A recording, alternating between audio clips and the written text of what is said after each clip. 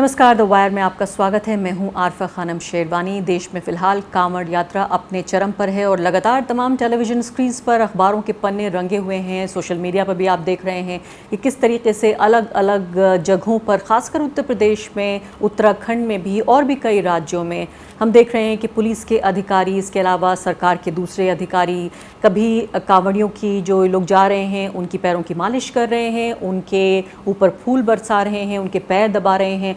फूल बरसाते हुए अलग अलग तस्वीरें आप देख सकते हैं, जिसमें जीप से फूल बरसाई जा रही है, क्रेन से फूल बरसाए जा रहे हैं, हेलीकॉप्टर के ज़रिए फूल बरसाए जा रहे हैं और पैदल चलते हुए लोगों के ऊपर भी फूल बरसाए जा रहे हैं। इनमें अलग अलग जो अधिकारी जिनको आइडेंटिफाई किया जा सका वो अधिकारी थे मेरठ के आईजी रेंज प्रवीण कुमार और डीएम थे दीपक मीना।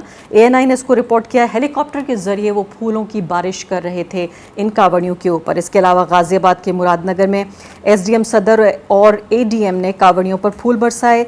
इसके अलावा एक और ख़बर मैंने पढ़ी कि अमरोहा के दरोगा साहब ने यात्रियों के पैरों में तेल लगाया, मरहम लगाया। और ये सब कुछ हुआ है उत्तर प्रदेश के मुख्यमंत्री योगी आदित्यनाथ के ये कहने के बाद कि जो अधिकारी हैं उनके राज्य के, वो सेवा भाव दिखाएं कांवड़ियों के प्रति। तो ये इस तरह का सेवा भाव दिखाने की कोशिश की है पुलिस अधिकारियों ने।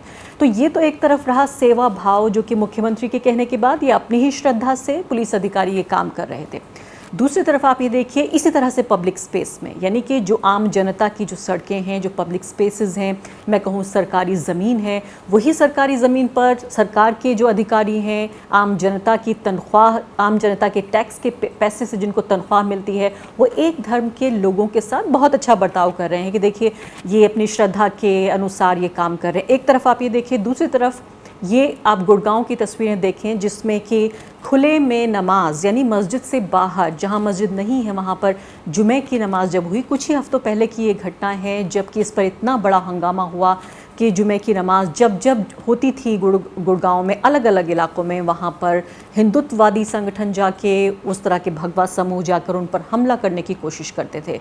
ये एक बड़ा एक तरह से कंट्रोवर्सी बनी और उसके बाद बाकायदा हरियाणा के मुख्यमंत्री ने ये कह दिया, ये बयान दिया उन्होंने कि नमाज को खुले में बर्दाश्त नहीं किया जाएगा और एडमिनिस्ट्रेटिव ऑर्डर्स के मुताबिक उसको सस्पेंड कर दिया गया। आप ये बात अच्छी तरीके से जानते हैं कि गुड़गांव की जो पूरी प्लानिंग है उस शहर की, उस पर इस तरह से की गई है कि वहाँ मंदिर तो हैं, गुरुद्वारे तो हैं, चर्च भी होंगे, लेकिन मस्जिदों के लिए जितनी मस्जिदें होनी चाहिए, वहाँ जितनी मुस्लिम आबादी है उसके हिसाब से मस्जिदें नहीं हैं। इसलिए लोग मजबूर हैं कि ख़ासकर जुमे का दिन, यानी जो व्यक्ति अक्सर रोज़ भी नमाज नहीं पढ़ता है, जो धार्मिक लोग होते हैं मुसलमान, वो जुमे के दिन फिर भी नमाज़ पढ़ लिया करते हैं। और एक बात और भी याद रखिए कि वहाँ पर चूँकि वहाँ बड़ी बड़ी जो कंपनियाँ हैं, वहाँ भी लोग कार्यरत हैं, तो दिल्ली, नोएडा, बाकी आसपास के इलाकों से भी वहाँ काम करने के लिए जाते हैं। और जुमे का अगर वक्त हो जाता है नमाज का, दोपहर का यानी शुक्रवार का, तो वो नमाज़ पढ़ने जाते रहे। तो एक तरफ आप देखिए पब्लिक स्पेसेस में किस तरीके से जो कांवड़िए हैं वो भी श्रद्धापूर्वक जा रहे हैं, उनके साथ बर्ताव हो रहा है। दूसरी तरफ किस तरह से पब्लिक स्पेस से पूरे तरीके से हटा दिया गया। दूसरी महत्वपूर्ण बात, जो सबसे महत्वपूर्ण है, वो ये कि हरिद्वार की एक घटना सामने आई जिसमें 8 लोगों को गिरफ्तार किया गया क्योंकि ये लोग नमाज़ पढ़ते हुए पाए गए। अब इन 8 लोगों का जिक्र मैं आपसे इसलिए कर रही हूँ कि ये बताया गया कि कोई हफ्ते की जो बाज़ार होता है, जो साप्ताहिक बाज़ार होते हैं, वहाँ ये नमाज़ पढ़ रहे थे और इनकी तस्वीर या वीडियो इनका वायरल हुआ और उसके बाद इनको गिरफ़्तार कर लिया गया। जो सब डिविजनल मजिस्ट्रेट हैं उनके सामने इनको पेश किया गया। इनके ऊपर मुकदमा ये लगाया गया कि वो शांति भंग करने की कोशिश कर रहे थे, विद्वेष फैला रहे थे। तो एक तरफ इन 8 लोगों की गिरफ्तारी और दूसरी तरफ आप ये देखिए, हालांकि बाद में उनको रिहा कर दिया गया, और दूसरी तरफ किस तरह से वही पुलिस अधिकारी दूसरे धर्म के जो लोग हैं, उनके बहुसंख्यक जो धर्म के लोग हैं, उनके ऊपर श्रद्धा भाव जाहिर कर रहे हैं।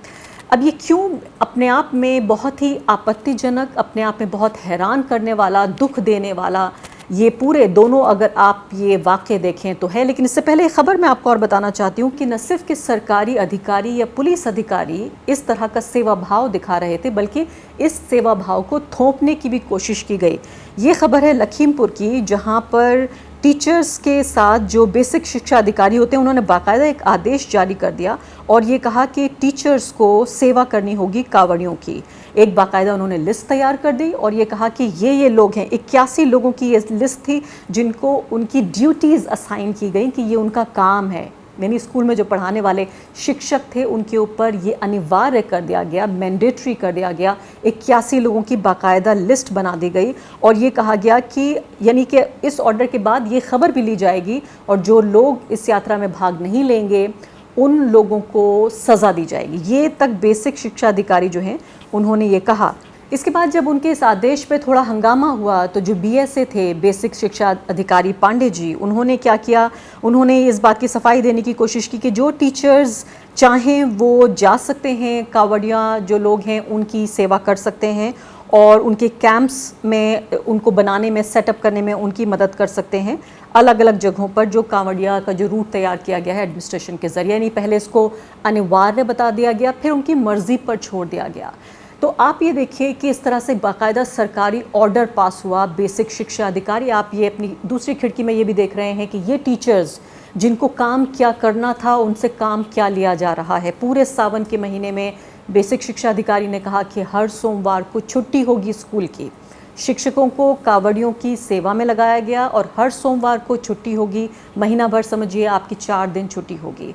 दूसरी तरफ आप ये देख रहे हैं कि उत्तर प्रदेश की हालत, कि कितनी बदतरीन हालत है इस प्रदेश की, जो देश के सबसे गरीब जो प्रदेश हैं उनमें से एक है, सबसे ज़्यादा जो अशिक्षित प्रदेश हैं उनमें से एक है और हज़ारों लाखों की तादाद में बच्चे शिक्षा से महरूम हैं, अच्छी शिक्षा से महरूम हैं वो अभी तक। तो ये दो तरफ जो देखा जाए, मैंने क्यों कहा कि ये अपने आप में हैरान करने से ज़्यादा दुख देने वाला है कि क्या ये माना जाए कि जो पब्लिक स्पेसेस हैं, जो आम लोगों के जो स्पेस हैं, जो जगह हैं, क्या उनमें अब आधिकारिक रूप से जो भारत का मुसलमान है वो दोयम दर्जे का नागरिक हो गया है कि एक तरफ एक धर्म का त्यौहार होता है तो उनके साथ सरकारी स्तर पर ये बर्ताव किया जाता है, पुलिस के अधिकारी, स्कूल के अधिकारी ये बर्ताव कर रहे हैं। दूसरी तरफ आप ये देखिए कि अगर शांति से 5, 7, 10 मिनट अगर कोई नमाज़ पढ़ रहा है तो उसके साथ ये बर्ताव है कि अब उसे पुलिस थाने जाकर उसे जेल की हवा खानी पड़ेगी। तो ये क्या माना जाए कि ये जो दोनों घटनाएं हैं आपस में जिस तरह का कॉन्ट्रास्ट पेश करती हैं कि क्या आधिकारिक रूप से भारत का संविधान ये कहता है कि ये जो उसका संविधान है वो धर्मनिरपेक्ष है, क्या अब हम धर्मनिरपेक्ष नहीं रहे? पहली बात, क्योंकि जो स्टेट है, जो राज्य है, जो सरकार है, वो कितने सक्रिय तरीके से भूमिका निभा रही है एक धर्म के मानने वाले लोगों के लिए, उनको फैसिलिटेट करने के लिए, और दूसरी तरफ किस तरह से सज़ा दी जा रही है। और इन दोनों घटनाओं को अगर देखने की कोशिश करें तो एक तरफ ये खबरें आप देखिए कि जो कांवड़िया, चाहे कितना भी रूट बना दिया हो एडमिनिस्ट्रेशन ने, उसके बावजूद भी ट्रैफिक की इतनी गंभीर समस्या होती रही है हमेशा जहाँ जहाँ कांवड़िया जा रहे हैं। अगर आप दिल्ली शहर में भी जाने की कोशिश करें, आप गाज़ियाबाद कहीं भी चले जाइए, आप अलग अलग जगहों पर तमाम तरह के रूट्स होने के बावजूद भी ट्रैफिक जैम की एक बड़ी समस्या बनी हुई है। दूसरी तरफ इस बात को भी नज़रअंदाज नहीं किया जा सकता कि कैसे रोज़ाना हज़ारों, यानी आप सोचिए रोज़ाना करोड़ों रुपए का नुकसान हो रहा है सिर्फ इसलिए कि यात्रा निकाली जा रही है। हो सकता है कि इस पहलू पर किसी और रोज़ बहस हो, लेकिन सिर्फ इतना बताने के लिए कि यहाँ हज़ारों लाखों की तादाद में कांवड़िया यात्रा निकाल रहे हैं, वो भी श्रद्धालु हैं। और दूसरी तरफ आप ये देखिए शांति से कुछ लोग बैठकर नमाज़ पढ़ रहे हैं। एक तरफ एक तरह के लोगों के साथ सेवा भाव, दूसरी तरफ उनको हवालात की हवा। एक तरफ जो है वो एक कलेक्टिव रूप से उनके सेवा भाव उनके सामने पेश किया जा रहा है, दूसरी तरफ से कैसे कलेक्टिव पनिशमेंट दिया जा रहा है। तो ये दोनों चीज़ें अपने आप में बहुत हैरान करने वाली हैं। मैंने आपको गुरुग्राम की घटना बताई, इससे पहले मैं ये भी आपको मालूम होगा कर्नाटक में किस तरह से जो कुछ लड़कियां थीं, उन्होंने जब वो हिजाब पहन रही थीं उस पर एक तरह से एतराज़ किया गया और बाकायदा ये मामला भी कोर्ट में पड़ा हुआ है और यथास्थिति ये बनी हुई है कि लड़कियां हिजाब पहनकर स्कूल कॉलेज नहीं जा सकती। इम्तिहान तक बहुत सारी लड़कियों के मिस हो चुके हैं। मामला सुप्रीम कोर्ट में सुना जाना है, अभी तक उसकी तारीख नहीं आई है।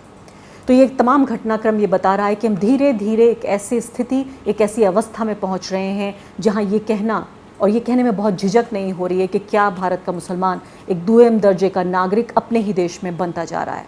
द वायर के और वीडियोस देखने के लिए सब्सक्राइब करें और बेल आइकन पर क्लिक करें। स्वतंत्र पत्रकारिता की आर्थिक मदद करने के लिए डिस्क्रिप्शन में दिए गए लिंक पर जाएं और अपनी राशि चुनें।